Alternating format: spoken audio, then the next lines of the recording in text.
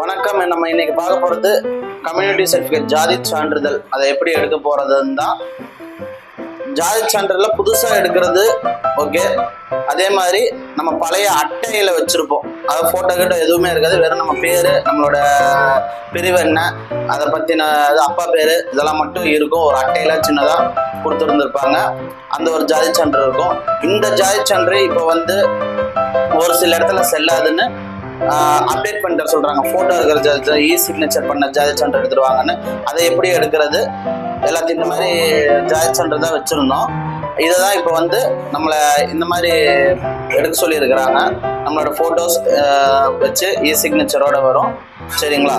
இப்போ இந்த ஜாதி சான்றுக்கு எப்படி அப்டேட் பண்றதுன்னா, உங்களோட ஜாதி சான்று அப்ளை பண்றதுக்கு உங்களோட ஜாதி சான்று போதுமானது. உங்களோட ஜாதி சான்று, ஆதார் கார்டு, போட்டோ, இந்த 3 இருந்தா போதுமானது அப்டேட் பண்றதுக்கு, ஜாதி சான்று அப்டேட் பண்றதுக்கு. சரிங்களா?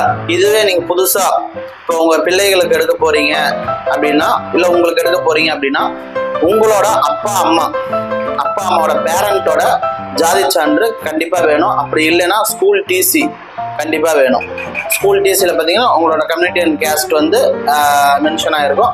அதை வச்சும் கூட போட்டுக்கலாம். சரிங்களா? அதே மாதிரி பார்த்தீங்கன்னா பேரண்டோட document plus photo, Aadhaar card, address proof இது இருந்துச்சுன்னா நம்ம கம்யூனிட்டி சர்டிஃபிகேட் எடுத்துக்கலாம்.